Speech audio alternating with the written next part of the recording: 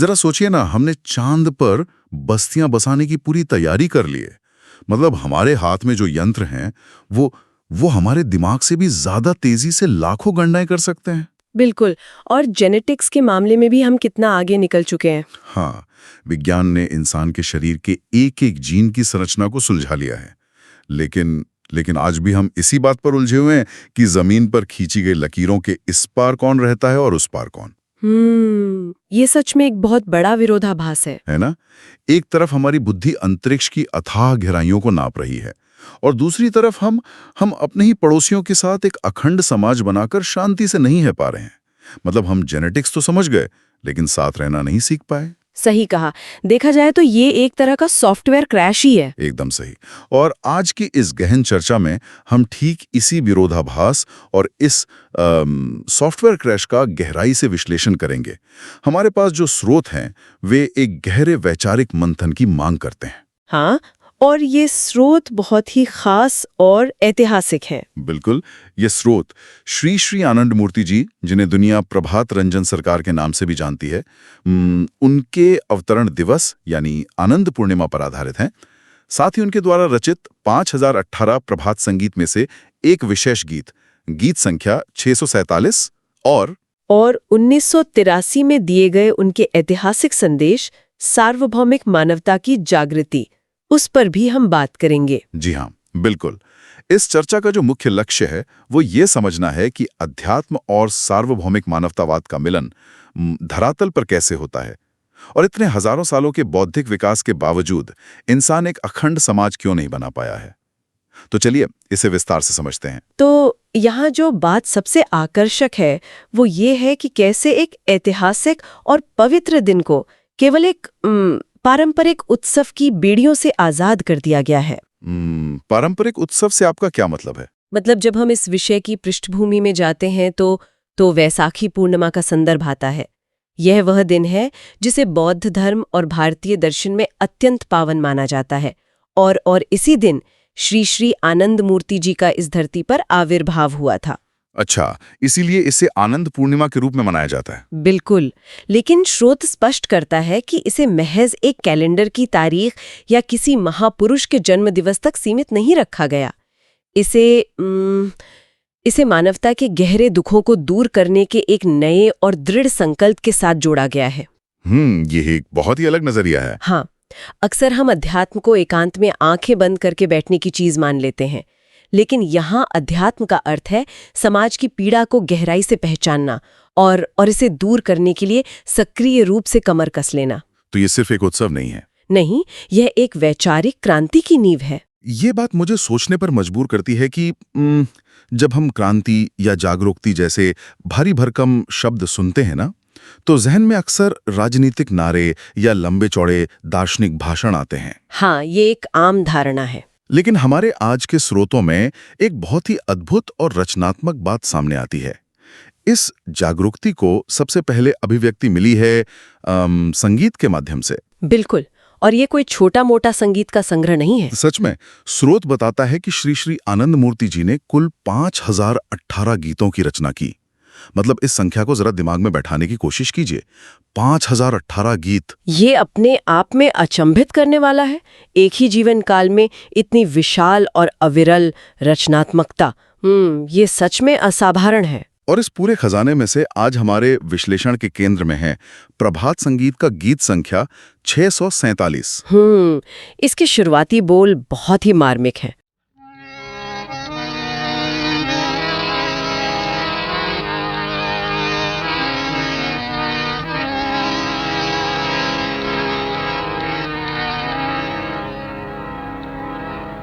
তুমি যে এসেছো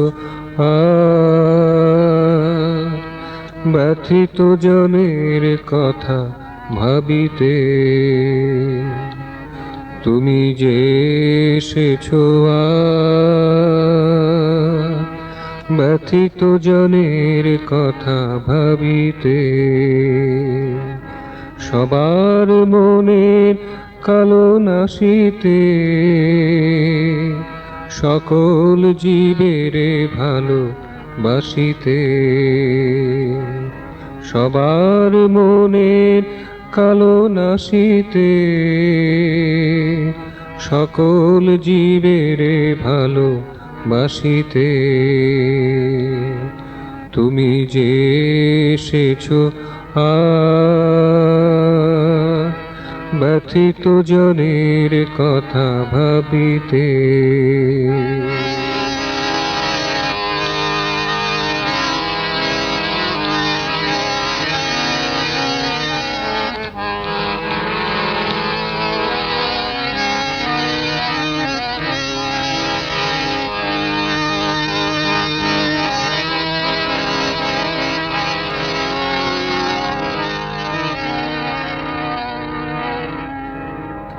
তবু আশা পথ যে বসিয়াছিল যে ধরা ব্যথার চিহ্ন তার ছিল যে অঙ্গে ভরা তবু আশা পথ যে বসিয়াছিল যে ধরা ব্যথার চিহ্ন তার ছিল যে অঙ্গে ভরা সুখের সকল রেশ হয়ে গিয়েছিল হারা ক্লেশের দারুণ ভার বহিতে বহিতে তুমি যে এসেছো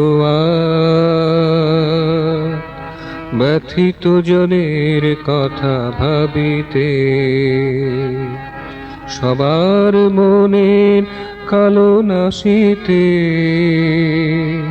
সকল জীবের ভালো বাসিতে তুমি যে এসেছো ব্যথিত জনের কথা ভাবিতে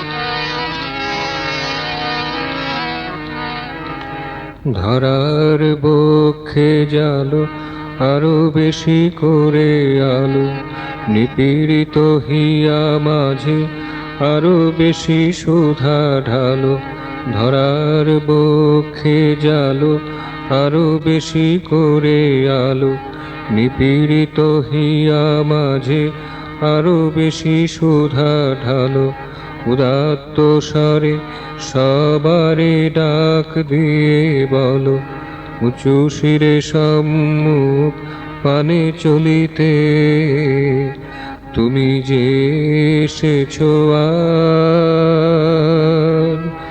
ব্যথিত জনের কথা ভাবিতে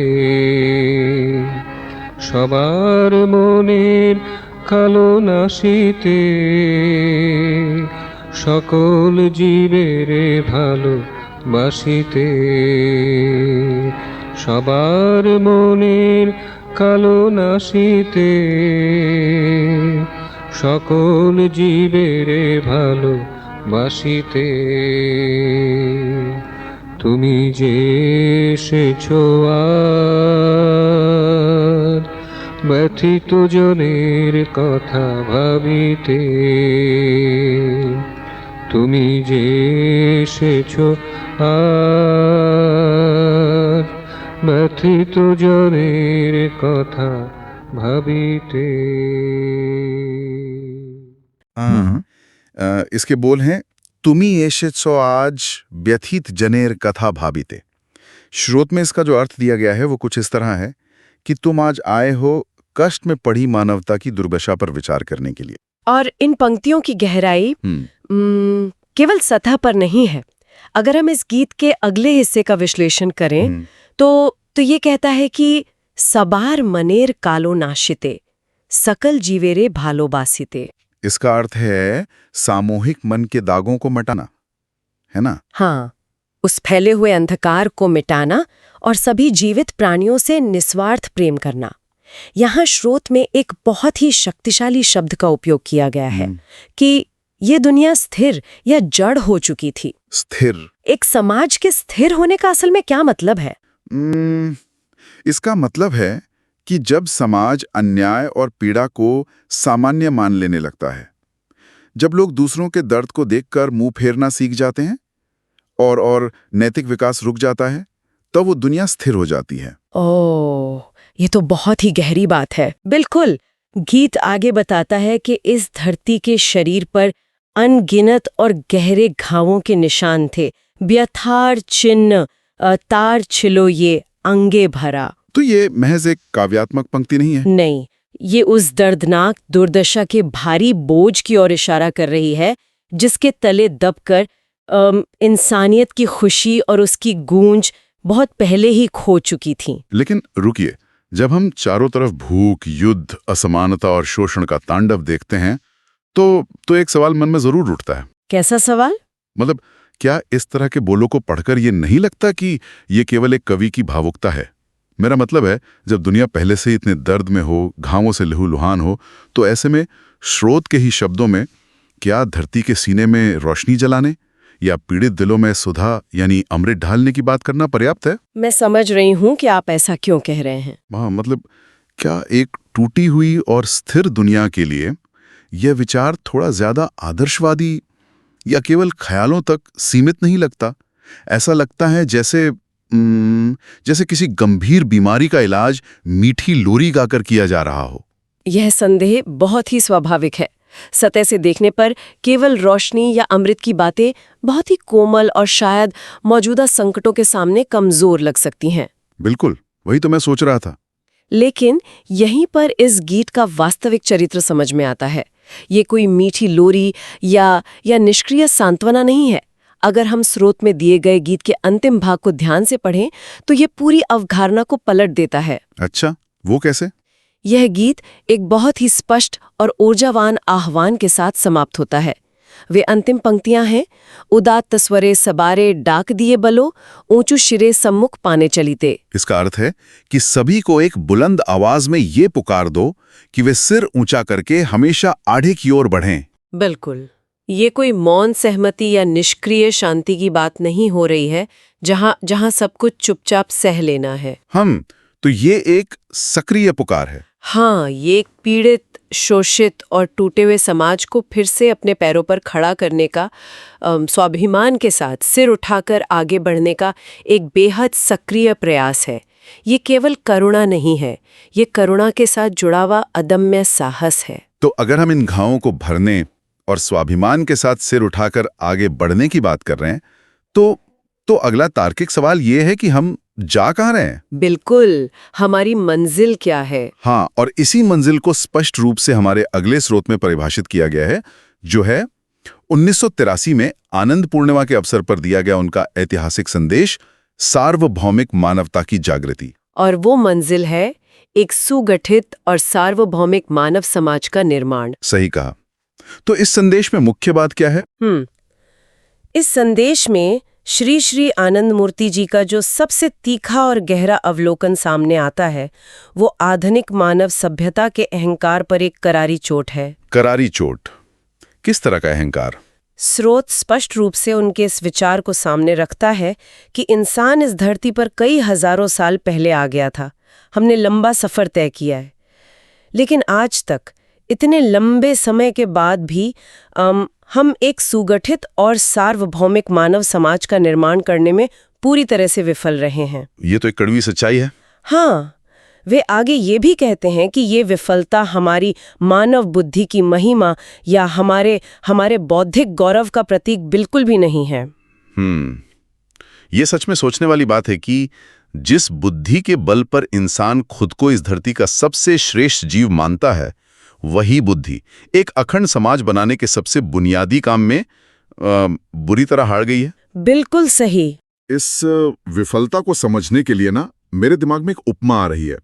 ये कुछ ऐसा है जैसे हमारे पास दुनिया की सबसे उन्नत और शक्तिशाली यंत्र सामग्री है, मतलब सबसे आधुनिक हार्डवेयर मौजूद है, जो कि हमारी मानव बुद्धि है ना? हाँ, और ये हार्डवेयर इतना शक्तिशाली है कि हम इसके जरिए महासागरों की तलहटी से लेकर अंतरिक्ष के रहस्यों तक पहुंच गए। लेकिन हमारी असली समस्या ये है कि हम आज भी एक बहुत ही पुराने, सड़े गले और वायरस से भरे हुए सॉफ्टवेयर या प्रोग्रामिंग पर काम कर रहे हैं। और ये दूषित सॉफ्टवेयर है हमारी विभाजनकारी मानसिकता का। एकदम सही। हमने संवाद के नए माध्यम खोज लिए, पूरी दुनिया को तारों से जोड़ दिया, लेकिन एक इंसान के रूप में हम आपस में जुड़ नहीं पाए। हमारा हार्डवेयर तो शानदार है, लेकिन ये विभाजन का सॉफ्टवेयर हमें बार बार क्रैश कर रहा है। दिलचस्प बात यह है कि जब आपके सॉफ्टवेयर में इतना भयंकर वायरस आ चुका हो तो आप केवल हार्डवेयर को अपग्रेड करके उसे ठीक नहीं कर सकते। हाँ, वो तो है। आप चाहे जितनी नई तकनीक ले आएं, जब तक आप उस विभाजनकारी कोड को पूरी तरह हटाकर सार्वभौमिक बंधुत्व का नया प्रोग्राम नहीं डालते, पूरा सिस्टम बार बार क्रैश होता रहेगा। और ये क्रैश होना कितना भयावह है, ये स्रोत में दिए गए शब्दों से और भी स्पष्ट हो जाता है। बिल्कुल। 1983 के संदेश में लेखक ने समाज की इस स्थिति का वर्णन करने के लिए बहुत ही कड़े शब्दों का इस्तेमाल किया है। हाँ, मैंने पढ़ा था। स्रोत के अनुसार जिन्होंने इस दुर्दशा को गहराई से समझ लिया है और स्थिति की तात्कालिकता को महसूस कर लिया है, उन्होंने विभाजनकारी ताकतों की पाखंडी और कर्कश हंसी को अपने कानों से सुना है और साथ ही बुराई के नंगे नाच को अपनी आंखों से देखा है। लेकिन एक मिनट रुकिए। बुराई का नंगा नाच और पाखंडी और कर्कश हंसी, ये शब्द बहुत ही उग्र और आक्रामक हैं। आपको ऐसा लगता? हाँ, मतलब क्या एक आध्यात्मिक संदेश में इस तरह के कठोर और तीखे शब्दों का इस्तेमाल थोड़ा अजीब नहीं लगता? आमतौर पर हम अध्यात्म से केवल शांति, क्षमा और हृदय परिवर्तन जैसी सौम्य बातों की उम्मीद करते हैं। यहाँ इतनी कड़वाहट या क्रोध क्यों है? यह एक बहुत ही महत्वपूर्ण सवाल है और इसी में इस दर्शन का मूल छिपा है। यह क्रोध नहीं है, बल्कि यह अन्याय के प्रति एक आवश्यक और प्रखर जागरूकता है। प्रखर जागरूकता? हाँ। असली अध्यात्म का मतलब केवल आंखें मूंद कर दुनिया की सच्चाई से भागना नहीं है। जब समाज को बांटने वाली ताकतें सक्रिय रूप से नफरत फैला रही हों, तो उसे मौन रहकर सहना अध्यात्म नहीं बल्कि कायरता है। ओह, तो ये निष्क्रियता के खिलाफ एक आवाज है। बिल्कुल। स्रोत स्पष्ट करता है कि लेखक के अनुसार इन नकारात्मक ताकतों के पाखंड को देखने और समझने के बाद किसी भी जागरूक इंसान को बिना एक भी पल गवाए इस नेक काम में जुट जाना चाहिए। मतलब एक सार्वभौमिक समाज बनाने के काम में। सही कहा। और अगर हम इसे व्यापक परिदृश्य से जोड़कर देखें तो ये संदेश एक बहुत ही शक्तिशाली आश्वासन भी देता है। वे कहते हैं कि जब लक्ष्य न्यायपूर्ण और महान हो तो सफलता सुनिश्चित है, यानी उसका मिलना अटल है। ये बहुत बड़ी बात है। हाँ, ये कोई खोखली उम्मीद नहीं है, बल्कि यह एक दार्शनिक निश्चितता है कि बुराई चाहे कितनी भी मजबूत क्यों न दिखे, अंततः जीत उस सामूहिक प्रयास की ही होगी जो मानवता को एकजुट करने के लिए किया जा रहा है। यह आश्वासन निश्चित रूप से ऊर्जा देता है, क्योंकि जब हम रोजमर्रा की दुनिया की खबरें देखते हैं ना, तो निराशा बहुत जल्दी हावी हो जाती है। ये तो है, इंसान निराश जल्दी होता है। लेकिन यहाँ एक दूसरा पहलू भी है जिस पर हमें ध्यान देना होगा।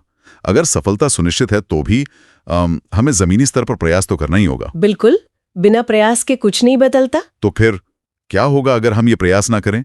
क्या होगा अगर हम इसी तरह एक दूसरे से बटे रहें, सीमाओं, जातियों और धर्मों के नाम पर लड़ते रहें? ये एक बेहद महत्वपूर्ण प्रश्न खड़ा करता है। मतलब इसका अंतिम परिणाम क्या होगा? स्रोत इस सवाल का जो जवाब देता है वो सच में किसी भी व्यक्ति की नींद उड़ाने के लिए काफी है। ये एक बहुत ही भयानक परिणाम की ओर इशारा करता है। और यहीं से इस पूरी चर्चा में एक गहरी चेतावनी उभर कर आती है। अक्सर हम सोचते हैं कि अगर हम एकजुट नहीं हुए तो क्या होगा, बस दुनिया में थोड़े बहुत झगड़े चलते रहेंगे और जिंदगी ऐसे ही आगे बढ़ती रहेगी। हाँ, हम यही मान के चलते हैं। लेकिन आनंद मूर्ति जी की ये चेतावनी बहुत स्पष्ट और डरावनी है। वे कहते हैं कि अतीत में बुद्धि की कमी के कारण या फिर आपसी संघर्षों के कारण, जिनका जिक्र स्रोत में प्रमुखता से किया गया है, इस धरती की सतह से जीवों की एक बहुत बड़ी संख्या पूरी तरह से विलुप्त हो चुकी है। विलुप्त? हाँ, विलुप्त होने का सीधा सा मतलब है हमेशा के लिए मिट जाना, इतिहास के पन्नों से पूरी तरह गायब हो जाना। बाप रे, ये हिस्सा सच में रोंगटे खड़े कर देने वाला है। हाँ। और जब हम विलुप्त होने की बात सुनते हैं ना, तो हमारे दिमाग में सबसे पहले डायनासोर की तस्वीर आती है, या फिर हमें लगता है कि कोई बड़ा उल्कापिंड धरती से टकराया होगा, या कोई भयानक हिमयुग आया होगा। बिल्कुल, हम प्राकृतिक आपदाओं के बारे में ही सोचते हैं। हमें लगता है कि प्रजातियों का अंत हमेशा किसी बाहरी प्राकृतिक आपदा की वजह से ही होता है, लेकिन लेकिन यहाँ जिस मुख्य कारण की बात हो रही है वो प्रकृति नहीं है, सही कहा, वो प्रकृति नहीं है। वो है आपसी संघर्ष और बुद्धि की कमी। ये इस तथ्य पर जोर देता है कि इंसान को भी उसी भयानक परिणाम का सामना करना पड़ सकता है और इसके जिम्मेदार हम खुद होंगे। ये बहुत गहरी चेतावनी है। अगर हम इस सर्वोच्च सत्य को भूल गए कि मानव समाज एक है और अविभाज्य है, तो हम अपने ही हाथों अपने विनाश की कहानी लिख देंगे। स्रोत जोर देकर कहता है कि हमें एक पल के लिए भी इस सच्चाई को नहीं भूलना चाहिए और न ही इसे कभी नजरअंदाज करना चाहिए। और यही वो बिंदु है जो इस पूरे विश्लेषण को केवल एक दार्शनिक चर्चा से निकालकर हमारे अस्तित्व की रक्षा की एक व्यवहारिक रूपरेखा में बदल देता है। ये सिर्फ ज्ञान की बातें नहीं है जिन्हें किताबों में सहेज कर रख दिया जाए। बिल्कुल नहीं। स्रोत इस बात पर बल देता है कि इस परम सत्य को अपनी दृष्टि में हमेशा स्थिर रखते हुए हमें मानव कल्याण, मानवता के प्रति निस्वार्थ प्रेम, मानव एकजुटता और सार्वभौमिक बंधुत्व को बढ़ावा देने के बारे में सोचना होगा। और सबसे महत्वपूर्ण बात, उसी के अनुसार जमीर पर काम भी करना होगा। सही कहा। जो लोग इस सच्चाई को गहराई से समझ रहे हैं, स्रोत के अनुसार वे ही इस नई वैचारिक धारा के अग्रणी होंगे। मतलब इस जागृति के साथ एक बहुत बड़ी जिम्मेदारी आती है। हाँ, हमें ये समझना होगा कि हमारे भीतर का वो स्थिर संसार जिसके अनगिनत घावों की बात उस गीत में की गई थी, वो अब उस अमृत और उस रोशनी का इंतजार कर रहा है जो हमारे और आपके सामूहिक प्रयासों से ही संभव है। तो इस सबका असल में क्या अर्थ है? बहुत अच्छा सवाल है। अगर हम आज के इस वैचारिक मंथन के मुख्य बिंदुओं को एक साथ समेटें, तो जो तस्वीर उभर कर सामने आती है वो एकदम स्पष्ट है। आनंद पूर्णिमा का ये उत्सव केवल अतीत के पन्नों में दर्ज किसी महान जन्मदिवस को मनाने के बारे में नहीं है। बिल्कुल नहीं, ये एक अनुस्मारक है। हाँ, ये हम सभी के लिए एक शक्तिशाली अनुस्मारक है कि मानवता के भीतर जो सर्वोच्च भावना युगों से उपेक्षित और सुई हुई पड़ी थी, वो अब जाग चुकी है। और स्रोत कहता है कि ये नई जागृति मानव इतिहास में एक बिल्कुल नए अध्याय की शुरुआत करेगी। ये नया अध्याय हम सभी से मांग करता है कि हम उन विभाजनकारी ताकतों से लड़ें, लेकिन नफरत से नहीं, बल्कि सार्वभौमिक बंधुत्व, मानव कल्याण और एकजुटता की दिशा में अपने कदम बढ़ाकर। एकदम सही। इसका सीधा सा अर्थ ये है कि ज्ञान, विज्ञान या किसी भी दर्शन का असली मूल्य तभी है जब उसे समाज को एक अखंड इकाई के रूप में जोड़ने के लिए व्यवहारिक रूप में लागू किया जाए। और यही वो मोड़ है जहां आज की ये गहन चर्चा अपने अंतिम पड़ाव पर पहुंचती है। लेकिन इस चर्चा को विराम देने से पहले सुनने वालों के लिए एक विचार छोड़ना बहुत जरूरी है। एक ऐसा विचार जो सोचने पर मजबूर कर दे। हाँ, इतिहास गवाह है कि विशालकाय प्राचीन जीव इसलिए विलुप्त हो गए क्योंकि वो शारीरिक रूप से प्रकृति के बदलावों के अनुकूल नहीं हो सके। मतलब उनका शरीर उस बदलती हुई दुनिया के हिसाब से ढल नहीं पाया। बिल्कुल, इवोल्यूशन का यही नियम है। लेकिन आज के इस विश्लेषण और उस विलुप्ति की गंभीर चेतावनी को सुनने के बाद एक विचार मन की गहराइयों में उतरता है। क्या आधुनिक मानवता विलुप्त होने की एक नई तरह की परीक्षा का सामना कर रही है? ये एक बहुत ही दिलचस्प और डरावना सवाल है। ये नई परीक्षा शारीरिक बदलावों या बदलते मौसम के अनुकूल होने की बिल्कुल नहीं है।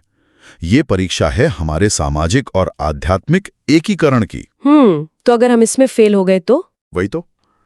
यदि आपस में लड़कर अपने ही दूषित सॉफ्टवेयर के क्रैश होने से खत्म हो जाने का खतरा इतना वास्तविक है, तो शायद इंसान के रूप में हमारा अगला क्रमिक विकास हमारी तकनीक में नहीं है, ना ही हमारे अत्याधुनिक हथियारों में है। सही कहा। ये विकास छिपा है हमारी एक दूसरे से जुड़ने और बिना किसी भेदभाव के एकजुट होने की क्षमता में। शारीरिक विकास का चरण शायद बहुत पहले पूरा हो चुका है। अब बारी चेतना के विकास की है। बिल्कुल। अब हमें मानसिक और सामाजिक रूप से विकसित होना होगा। क्या हम इस अंतिम परीक्षा में पास होकर एक सुगठित और अखंड समाज बना पाएंगे, या अतीत के उन विशालकाय जीवों की तरह आपसी संघर्षों में हमेशा के लिए विलुप्त हो जाएंगे? ये वो बुनियादी सवाल है जिसके साथ आज की इस चर्चा को हम यहीं छोड़ते हैं।